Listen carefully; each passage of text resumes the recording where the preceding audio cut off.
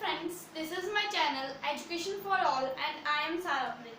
Today our chapter is metals and non-metals.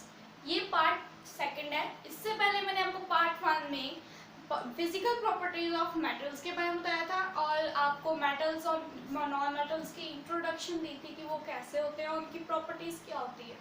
अब हम पढ़ेंगे chemical properties of metals and non metals. Okay, so let's start. इस video को देखने से पहले मेरी वीडियो को लाइक करें, शेयर करें, कमेंट करें और सब्सक्राइब करना ना भूलें और ताकि आप न्यू अपडेट्स ले सकें, इसलिए बेल आइकन ज़रूर दबा दें. ओके, सो स्टार्ट करते हैं chemical properties of metals and non metals से. तो chemical properties of metals and non metals में सबसे पहले हम पढ़ेंगे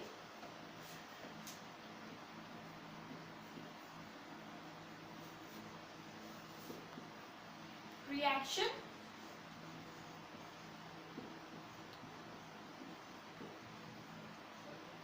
विद ऑक्सीजन. ओके, ऑक्सीजन तो आप सबको पता ही होगा. इस एलिमेंट को हम O2 से डिफाइन करते हैं. Okay, oxygen is defined as O2. Okay, so सबसे पहले तो आप आयरन से वाकिफ होंगे. रस्ट, कोलोजन, कुछ याद आया होगा आपको. 7th में आपने पढ़ा होगा कोलोजन के बारे में कि जब हम आयरन को खुलेआम रख देते हैं ऐसे ही तो क्या होता है, वो रिएक्ट कर जाता है ऑक्सीजन के साथ, एटमॉस्फेरिक ऑक्सीजन. ओके, आप ये भी कह सकते हैं कि वो मॉइस्चर के साथ रिएक्ट करता है ताकि वो रस्ट बना सके. ओके, तो इस तरीके से ही वो किसके साथ रिएक्ट करता है, हमने अभी बताया आपको, ऑक्सीजन के साथ, है ना. तो ऑक्सीजन के साथ रिएक्ट करता है. तो इस तरीके से देखो, आयरन जो है वो है ना, मतलब उसका एलिमेंट जो है वो इस तरीके से होता है Fe plus O2 plus H2O. ठीक है, वो ऑक्सीजन और वाटर के साथ रिएक्ट करता है ताकि वो क्या बनाए, रस्ट. इसी तरीके से magnesium that is donated as Mg plus O2. Magnesium क्या करता है, ये प्लस का साइन रिएक्शन के लिए, मतलब वो रिएक्ट करता है ऑक्सीजन के साथ ताकि क्या बन जाए,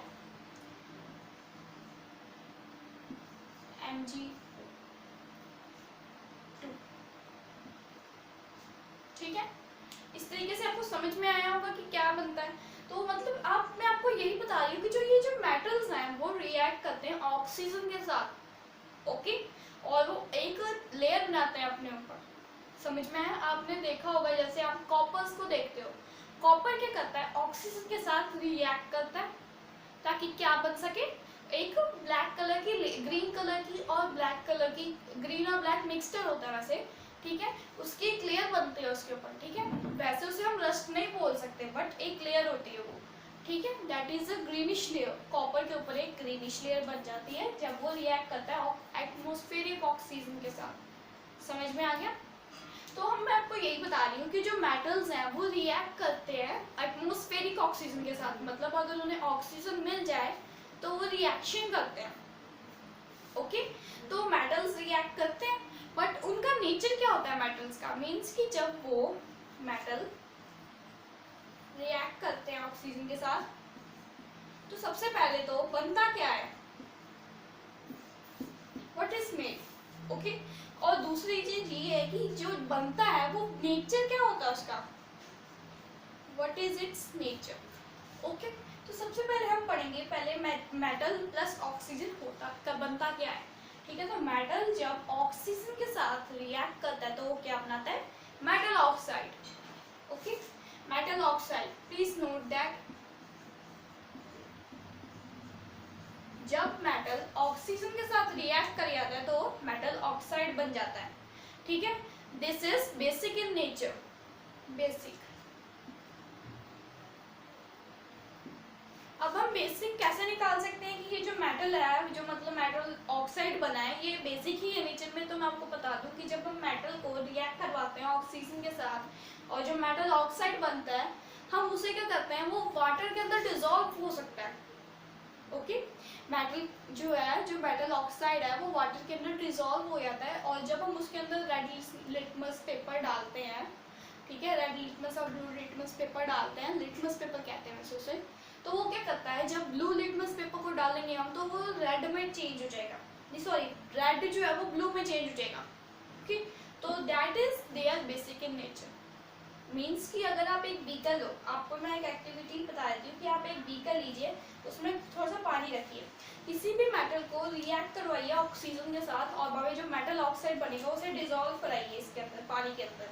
ठीक है, उसके बाद आप क्या करिए, लिटमस पेपर लीजिए, और जो रेड लिटमस पेपर है इधर वाला, उसको क्या कीजिए इसमें डाल के, क्या होगा, वो ब्लू कलर में चेंज हो जाएगा। This shows that this is basic in nature. Okay, I think you understand me. Okay, तो अब हम मानेंगे नॉन मेटल्स क्या कैसे रिएक्ट करते हैं ऑक्सीजन के साथ। तो बेसिकली नॉन मेटल्स जो हैं वो भी ऑक्सीजन के साथ रिएक्ट करते हैं, बट ज़्यादातर मतलब कम करते हैं, बट करते हैं।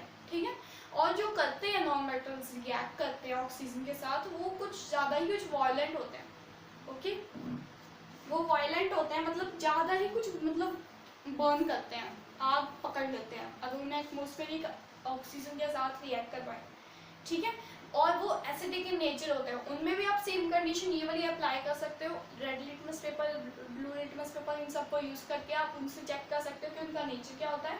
और नॉन मेटल को सबसे पहली चीज़ जो नोट करने वाली है वो ये है कि नॉन मेटल को जब हम ऑक्सीजन के साथ रिएक्ट करवाएंगे तो क्या बनेगा,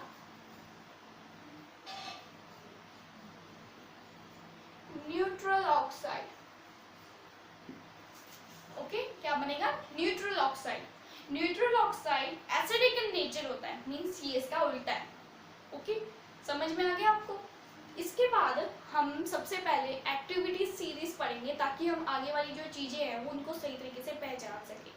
एक्टिविटी सीरीज आपने पहली बार पढ़ी होगी तो इसे ध्यान से पढ़ना।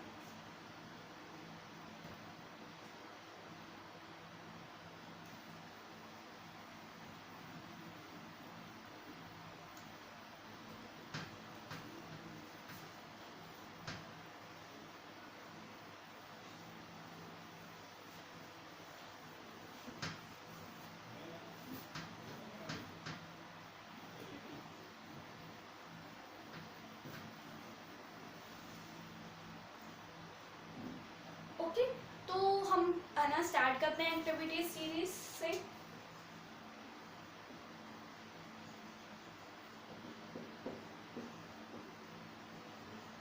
सो एक्टिविटी सीरीज एक बहुत इंपॉर्टेंट चीज़ है। ठीक है, इसे आपको लर्न करना पड़ेगा। इसमें ये होता क्या है, सबसे पहले तो इसमें डिक्रीजिंग ऑर्डर में, समझ गए, डिक्रीजिंग ऑर्डर में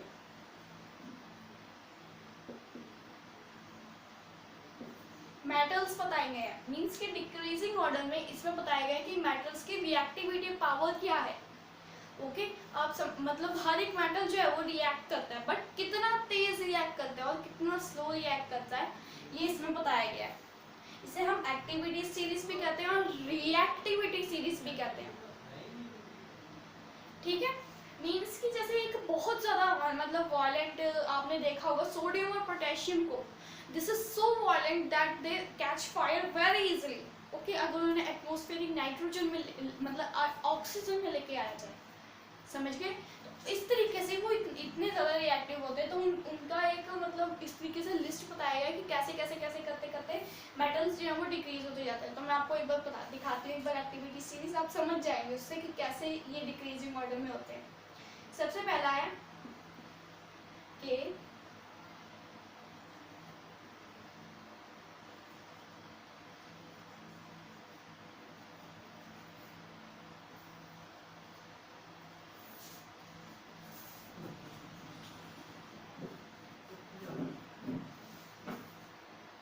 सॉरी यहाँ पे आ नहीं रहा है तो मैं यहाँ पे बना रही हूँ, बट ये नीचे ही जाती है।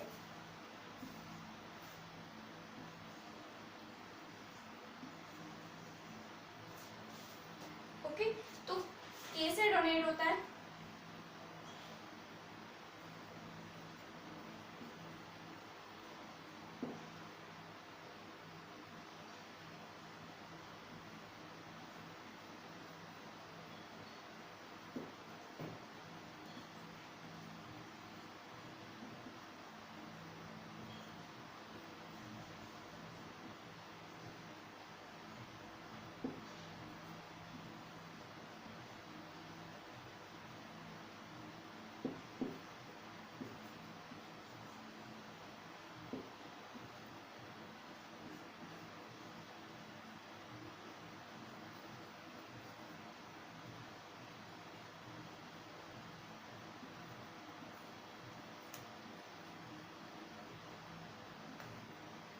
बाकी आगे की चीजें आपको पता ही होंगी, ठीक है।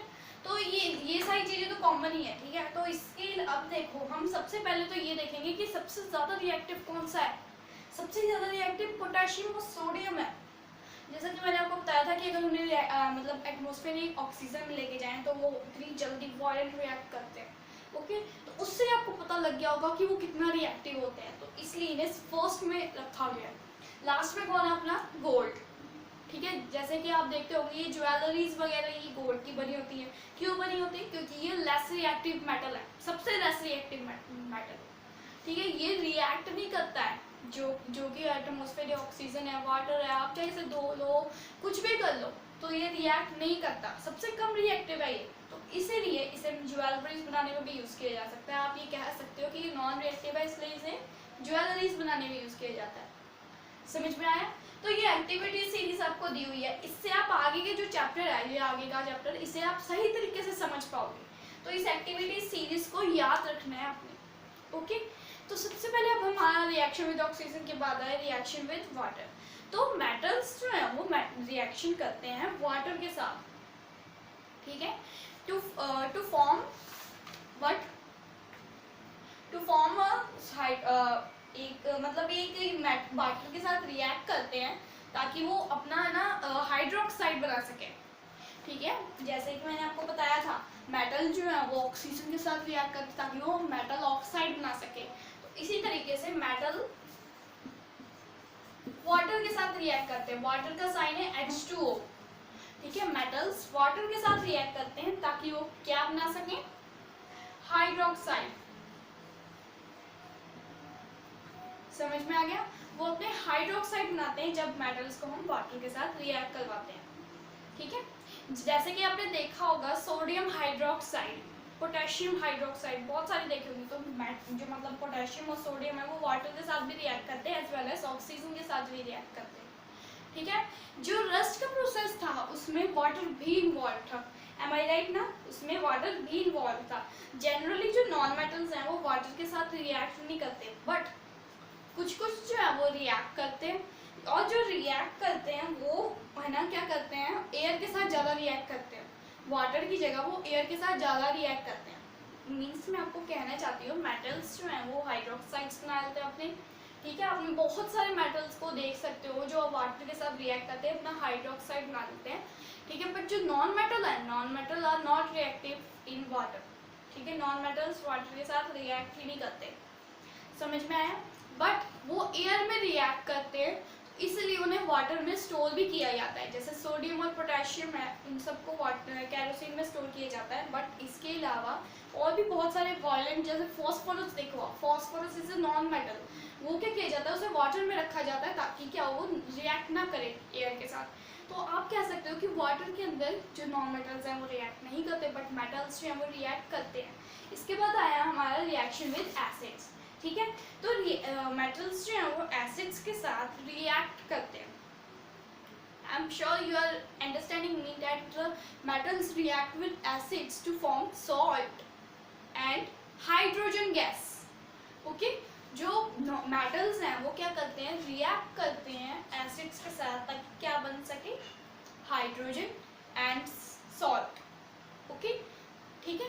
तो ऐसे देखो आप जब मेटल्स को रिएक्ट करवाओगे, कभी भी आप एसिड के साथ रिएक्ट कराओगे तो वो ये तो बना लेगा सॉल्ट और हाइड्रोजन। मीन्स कि क्या करता है वो, जब मेटल रिएक्ट करेगा ना उसके साथ एसिड के साथ, तो क्या होगा, हाइड्रोजन गैस तो लिबरेट होगी, ठीक है। हाइड्रोजन गैस तो लिबरेट होगी, बट जो सॉल्ट है वो भी साथ साथ में बन जाएगी, ठीक है। हाइड्रोजन गैस को अब आप कैसे टेस्ट कर सकते हो कि वो जब हम एसिड के साथ रिएक्शन करवाने हैं तो हाइड्रोजन गैस वहाँ पे एलिमेंट जो है वो प्रेजेंट है, तो हम उसे देख सकते हैं। मैचस्टिक जानते हो क्या आप, मैचस्टिक को क्या करो, जहाँ पे आपने बीकर का रिएक्शन करवाया, ठीक है, जहाँ पे भी आपने रिएक्शन करवाया वहाँ पे क्या करो, एक मैचस्टिक लो, उस मैचस्टिक को वहाँ पे लेके आओ, ठीक है। क्या होगा, वो जलने लग, मतलब उसमें अंदर से पॉप पॉप की साउंड आने लग जाएगी, pop sound, POP, pop sound आएगी, ठीक है। दिस शोज दैट कि हाइड्रोजन गैस गैस जो है वो प्रेजेंट है। हाइड्रोजन गैस को ज़्यादातर ये देखने के लिए कि हाइड्रोजन गैस प्रेजेंट है या नहीं, हम पॉप इसी का यूज़ करते हैं मैचस्टिक का, और उसमें से पॉप साउंड आते हैं, फिर हमें पता लगता है कि हाइड्रोजन गैस प्रेजेंट है या नहीं है। Reaction with basis, reaction with basis में भी यही होता है। क्या होता है, इसमें भी हाइड्रोजन गैस और सॉल्ट लिबरेट होते हैं, और इसमें भी मैचस्टिक यूज़ की जाती है ताकि देखा जा सके कि हाइड्रोजन गैस है या नहीं है। मेटल्स क्या करते हैं, सोडियम हाइड्रोक्साइड्स के साथ रिएक्ट करते हैं ताकि वो हाइड्रोजन गैस निकाल सकें।